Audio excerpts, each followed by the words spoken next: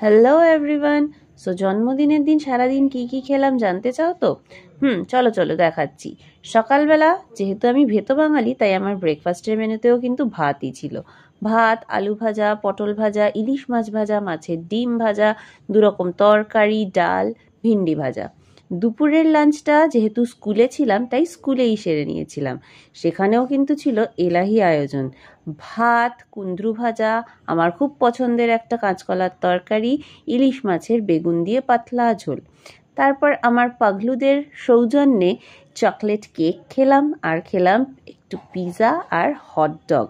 প্রত্যেকটাই কিন্তু ভীষণ ভালো ছিল। আর সেটা অনেক দূর থেকে আমার ঠান্দিদি মানে আমার এক স্টুডেন্টই কিন্তু পাঠিয়েছিল। তারপরে ডিনারের মেনুতে ছিল চিকেন বিরিয়ানি, তার সাথে চিলি চিকেন। কম্বিনেশনটা একটু অন্যরকম, কিন্তু খেতে বেশ ভালোই লাগলো। প্রথমবার ট্রাই করলাম চিকেন বিরিয়ানি, চিলি চিকেন, তার সাথে স্যালাড। শেষ পাতে কিন্তু আবার কোল্ড ড্রিঙ্কসও ছিল, সেটা আর ভিডিও করে ওঠা হয়নি।